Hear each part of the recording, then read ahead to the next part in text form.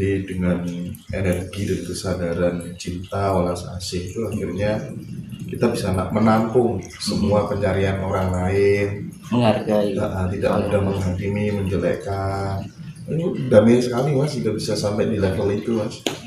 Iya kan tujuannya spiritual kan untuk mencari kedamaian. Sebenarnya kan spiritual itu bukan sesuatu yang apa ya khusus, tapi itu sebenarnya untuk umum. Jadi setiap manusia itu diperlukan spiritual. Spiritual kita gereja, kita kan menjadi spiritual. Kadang-kadang kan orang menganggap spiritual itu bahwa disangkut pakai arah dukun. Kan gitu. Salah persepsi kan gitu. Sebenarnya memang spirit itu membangun jiwa kan gitu. Untuk mencari ketenangan. Kalau kita sudah tenang kan kita lebih feeling. Nah, karena jebakan-jebakan ini, karena putaran cakra semesta ini begitu energinya kuat, yaitu tadi tingkat kendali diri harus benar-benar kita tingkatkan. Caranya piye ya, seperti yang saya jelaskan di video sebelumnya itu kuncinya melek bengi. Kalau secara keheningan melek bengi. Kalau carane Islam tafakur kan gitu. Jadi lebih kita memahami diri daripada kita harus menilai orang lain. Ya gitu. Terkecuali orang minta pendapat itu beda lagi. Ada orang minta pendapat kita kasihkan solusi. Nah gitu kan beda lagi. Mas coba tolong aku nilai aku orangnya bagaimana. Nah itu kan beda lagi permintaan. Kita saling saling mengisi, saling menguatkan, menumbuhkan satu sama lain. Ya, itu fungsinya kedamaian, karena kan di zaman besok itu yang namanya kan zaman asmara toro. Asmara itu kan kasih, toro itu kan sifatnya meluas. Jadi semuanya itu, makanya di dalam perjalanan ini jangan sampai kehilangan dieling-eling satu aja. Aku kudu duwe sifat welas asih. Ketika saya berbicara jelek, kok aku kehilangan sifat asih? Iya kan? Begitu kita berbuat yang merugikan orang lain, kok aku kehilangan sifat asihku. Nah, kasih welas asih, kasih sayang itu diingat-ingat terus. Nanti lama-lama terbiasa dengan sifat kasih itu. Tanpa diingat-ingat sudah menjadi keterbiasaan. Iya kan? Nah gitu loh. Makanya saya bilang, welas asih itu kata sederhana, tapi nggak mudah kayaknya. Secara kita kehidupan sehari-hari itu nggak mudah. Saya misalkan divisi wong, gelem ora matur suwun, kanang ya. Iya, dilek-lek uang, wah iki piye ya kan. Makanya kan hati-hatilah, jangan sampai kita menyinggung, wah ini ya pokoknya dilek-lek lah gitu. Nah ini yang akan terjadi di kedepannya, nanti akan ramai. Nanti akan timbul peperangan mencari barang cilik jadi kecil-kecil olah ketara, sing barang cilik jadi barang sepele jadi gawe. Kan bakal jadi grojokan. Nah pilihan jadi grojokan. Bahaya ini. Soalnya ini yaitu tadi pengaruh putaran energi semesta sangat mempengaruhi emosional. Akhirnya apa? Orang tidak terkendali, tidak bisa berpikir secara akal sehat atau rasional. Kehilangan akal sehat. Akhirnya ngomong sakarepe dhewe, tumindak sakarepe dhewe, berprasangka enake mau ngelek terus.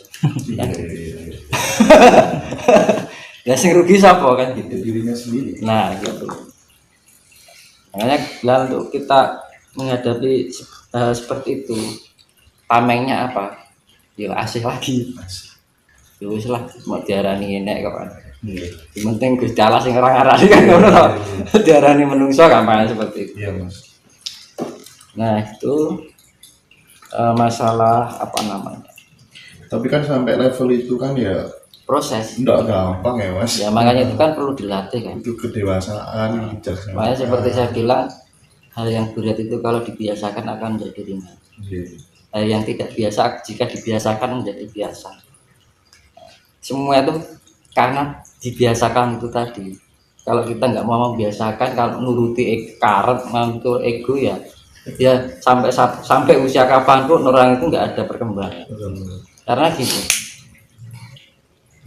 di mana orang meletakkan ego, pertumbuhan kedewasaannya akan semakin sulit. Ibaratnya gini, lebih baik berbicara dengan orang bodoh tapi rendah hati daripada orang berbicara dengan orang pintar tapi egonya terlalu tinggi. Nah itu loh, malah enak itu orang walaupun bodoh sekalipun tapi dia mau menerima, itu nih bisa ngerteni, bisa memahami. Tapi kalau orang ada yang pintar merasa benar, akhirnya kita memberikan masuk yang sekiranya baik untuk dia, nggak kena balik. Jadi dia malah sibuk mengkomparasikan, membandingkan pencapaiannya dengan orang lain. Oh, ini akhirnya dia memberikan penilaian ini masih kurang gini, masih gini. Nah, penerimaan, menghargai itu memang tidak sembarang orang bisa sampai di situ, memang butuh waktu. Iya, makanya proses itu dibiasakan, kita dilatih terus. Tapi tujuannya apa tuh kalau nggak untuk kan kedamaian itu tidak dari orang lain tapi dari dalam diri kita sendiri. Sing lakon ya dewi, sing untung ya dewi kan. Iya mas, penting sekali itu supaya ini ya namanya fungsinya spiritual kan itu mas. Jadi kita lebih ya seperti saya bilang kemarin yang di video sebelumnya itu kita lebih mawas diri, lebih mulat sari loh.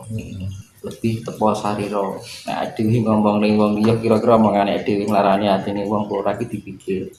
Karena apa? Kita bisa bermain dengan drama kita, tapi kita tidak bisa bermain dengan karma kita. Karmane sing gawe sapa? Ora wong liya awake dhewe. Lah karmane iku metune saka ngendi? Terutama ning lambe, pikiran, rasa elek. Nah, iki yang perlu dihindari. Nah, kamu kok untuk perpindahan fase peradaban zaman baru itu yang dicari adalah orang yang mulutnya bersih, pikirannya baik, hatinya suci. Hatinya suci itu dalam arti selalu berprasangka baik. Itu yang namanya level smart kecerdasan. Jadi smart, positif, smart. Kita berpikiran positif, kan gitu. Positive heart itu inner beauty, iya kan. Positive soul, jiwa itu untuk pengendalian, ya kan? Positif raga itu adalah power, kekuatan. Mas, ini saya langsung to the point aja ya.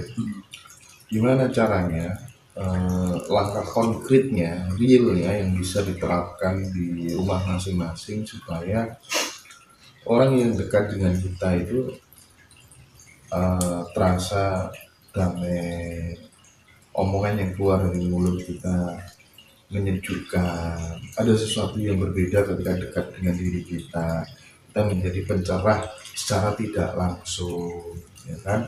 Ada aura positif yang tertular ke sesama. Nah, ini kan saya pengen tahu langkah konkretnya, realnya supaya tidak mentah pada tataran wacana, dialog-dialog, diskusi-diskusi yang kita bangun itu. Nah, praktik nyatanya yang bisa dikerjakan di rumah itu loh apa gitu mas? Jadi kan ini ada dua, kan topo wening karo topo ngerangi, ya kan. Kalau topo wening itu kita di saat di dalam keheningan, kita sering-sering introspeksi diri, perenungan, ya kan. Kita merenungi kira-kira kekurangan kita apa, kita benahi, evaluasi diri, ya kan. Kemudian di saat keheningan alam itu kita merumongso, aku kini jaga ki ono sing nguripi, ono banyu, ono angin, ono geni, ono lemah, tanah, apa yang saya sudah berikan untuk kelestarian yang setiap hari memberi aku kan gitu. Jadi istilahnya Tuhan memalu hayuning bangun.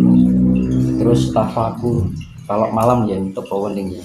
Terus bisa meditasi wening, melatih Kalau kita sudah melatih dengan itu, kita akan dengan sendirinya nanti terbangun secara ketenangan itu loh. Kunci ini kan yang tenang sama.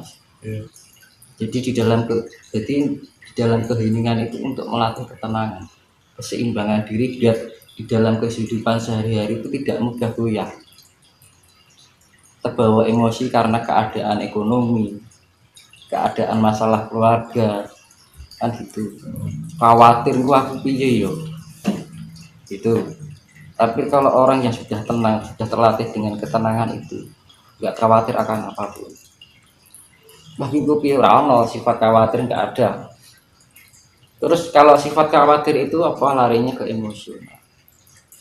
Pikiran menjadi tidak sehat, akalnya sudah tidak berpikir secara logis. Ngomong sakarepe dhewe, akhirnya cenderung omongan kita tanpa sadar menyakiti orang lain. Iya. Makanya dibangun itu dalam, ya seperti yang jenengan bilang dulu, sing anu masa akhirnya, nah itu loh. Jadi malam itu kita mempersiapkan diri untuk di kehidupan sehari-hari, dan gitu. Dan itu harus dilatih terus. Dan jangan ada niatan itu hanya sesaat, kudu telaten. Kalau belajar masalah kasih hanya keinginan sesaat, percuma. Jadi harus konsisten ya. Konsisten, harus terlatih tiap hari. Dan dasarnya apa? Dasarnya satu, niat. Kedua, tanggung jawab.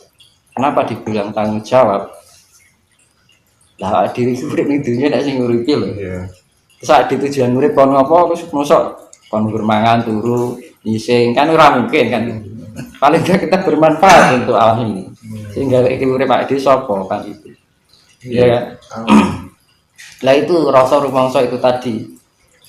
Ya. Terus rasa tanggung jawab itu tadi. Misalkan orang puasa beda. Misalkan orang laku puasa 1 hari sampai 40 hari. Ya, karena ada keinginan sesuatu mungkin ya. Itu habis itu balik nih padha wae. Tapi kalau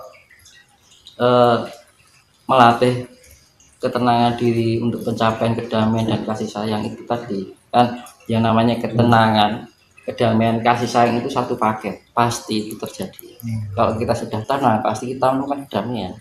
Di saat kita menemukan kedamaian, kita mempunyai pribadi yang penuh kasih sayang atau welas asih. Itu pasti. Jadi kalau kita mendapatkan terpaan omongan orang gitu, mungkin kadang-kadang kita terbawa. Tapi baru minggu langsung respon, oh ya wis lah gitu kan. Omong-omongannya uang kan gitu. Jadi bisa disimpulkan begini, parameter orang yang sudah selesai dengan dirinya sendiri itu dia tidak akan pernah terbang ketika dipuji, dan dia juga tidak akan merasa tumbang saat dicaci maki. Nah itu Nol. Iya nol. Jadi gini, nanti saya perjelaskan masalah secara ilmiah ya. Itu nanti berkaitan dengan proton, elektron, neutron. Nah ini jadi saya bahas ini kan pertama ini menyikapi kondisi alam semesta yang tidak stabil, tidak kondusif ini kan, kudu pinter-pinter aja beradaptasi dengan keadaan lingkungan alam. Nek ora pinter-pinter ya wis mas gitu kan, urung niku nek enek wabah dengan sekian atau kita nggak terjaga, akhir lengah. Karena menghadapi virus itu juga kita juga perlu ketenangan juga. Ketenangan juga itu melatih imun kita. Aku pikirannya was-was, gerak jantung itu kenceng. Jadi sel-sel tubuh ion kita tidak bisa berfungsi secara bagus. Isi darah ion sel dalam tubuh kita itu tidak bisa berfungsi dengan bagus. Akhirnya kondisi itu drop. Ada kan wong kokan pikiran itu juga marak ke loro kan ngono lho. Cepet tuwek iya kan gitu. Kurang santai. Kan ngono. Berarti wong ki sing tenang kan ngono.